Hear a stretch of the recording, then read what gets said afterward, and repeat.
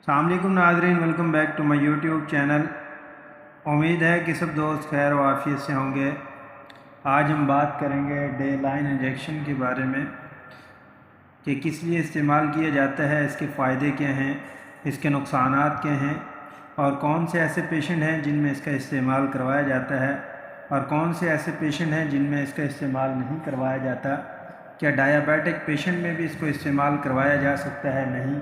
क्या टाइफाइड जिनको रहता है, टाइफाइड बुखार रहता है, ये नमूनिया वगैरह रहता है, क्या उसमें हम इसको इस्तेमाल कर सकते हैं या नहीं? तो आज की इस वीडियो में हम डिटेल से बात करेंगे। तो जिन दोस्तों ने मेरे यूट्यूब चैनल को सब्सक्राइब नहीं किया वो मेरे यूट्यूब चैनल को सब्सक्राइब कर दें और बेल आइकन को प्रेस कर दें ताकि आपको मेरी वीडियो बर वक्त मिलती रहे। तो नाज़रीन, चलते हैं अब हम अपने टॉपिक की तरफ। डे लाइन इंजेक्शन ये 250 मिलीग्राम में भी होता है, 500 मिलीग्राम में भी होता है और 1 ग्राम में भी होता है और 2 ग्राम में भी मौजूद होता है। अगर हम इसके एक्टिव इंग्रेडिएंट की बात करते हैं तो इसके अंदर सेफ्ट्रेक्सोन जो है ना ऐड है, जो इसका कम्बिनेशन है, साल्ट नेम है, और इसको जो प्रिपेयर कर रही है वो हाई क्यू फार्मा है। बहुत ही ज़बरदस्त रिज़ल्ट हैं। जिन मरीज़ों को टाइफाइड फ़ीवर रहता है, बुखार नहीं जा रहा, चेस्ट इन्फेक्शन है, बच्चों में है चाहे बड़ों में है, नमूनिया की शिकायत है, टाइफाइड बुखार है या आम बुखार है, या कोई भी सर्जिकल प्रोसीजर के बाद कोई वाउंड बन गया है, ये रोड एक्सीडेंट के दौरान काफ़ी वाउंड काफ़ी क्रॉनिक हो गया है, ज़ख़म नहीं ठीक हो पा रहा, जिसमें काफ़ी सारी आपने मेडिकेशन भी यूज़ कर ली हैं, तो उस सूरत में आप इसका इस्तेमाल कर सकते हैं। और जैसा कि आजकल फ़ीवर चल रहा है, फ़ीवर सीज़न है, तो आप इसमें भी इस्तेमाल कर सकते हैं। अगर हम इसकी डोजेज की बात करते हैं तो डोजेज इसकी अकॉर्डिंग टू पेशेंट होती है। बच्चों में 250 मिलीग्राम होता है और उससे बड़ों के लिए 500 मिलीग्राम की डोज़, फिर 1 ग्राम और 2 ग्राम। जो 2 ग्राम की डोज़ है ये बड़ों में ओडी होती है और 1 ग्राम की डोज़ को बीडी रखा जाता है। तो नाज़रीन, आपने देखा होगा गायनाकोलॉजिस्ट हैं, ये कोई भी सर्जरी ऑपरेट होता है पेशेंट का, ऑपरेट के फ़ौर बाद इसको इस्तेमाल करवाया जाता है।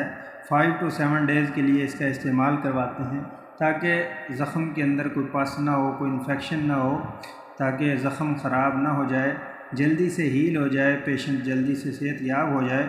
तो उस सूरत में इसका इस्तेमाल करवाया जाता है। और इसी तरह अगर टाइफाइड फ़ीवर है, इसमें उसकी मुख्तलिफ़ डोजेज हैं, उसमें हम 5 डेज़, 7 डेज़ और 10 डेज़ के लिए, सम टाइम 14 डेज़ के लिए भी यूज़ करवाया जाता है।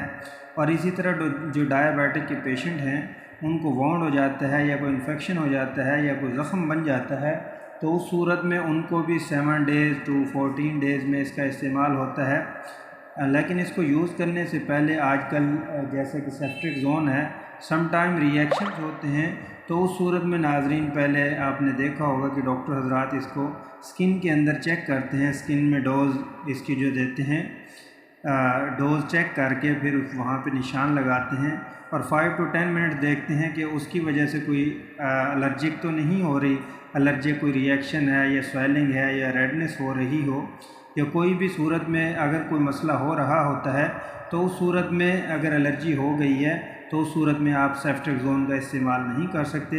अगर आप इसका फिर भी इस्तेमाल करेंगे तो इससे आपकी तबीयत ख़राब हो जाती है, पूरे जिस्म के अंदर इसका इन्फेक्शन फैल जाएगा, एलर्जिक रिएक्शन हो जाएगा, तो और तबीयत बहुत ज़्यादा ख़राब हो जाएगी, जिससे दिमाग सुन्न हो सकता है, एलर्जी हो सकती है, बॉडी पेन हो जाता है, शिवरिंग स्टार्ट हो जाती है और उसके अलावा हाई ग्रेड फ़ीवर स्टार्ट हो जाता है।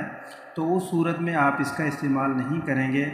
और जैसा कि मुंह का अल्सर हो गया है, मुंह के अल्सर में भी इसको इस्तेमाल करते हैं और पेट के इन्फेक्शन में भी इसको इस्तेमाल करवाया जाता है, क्योंकि ये एंटीबायोटिक है, थ्रोट इन्फेक्शन में भी इस्तेमाल करवाया जा सकता है।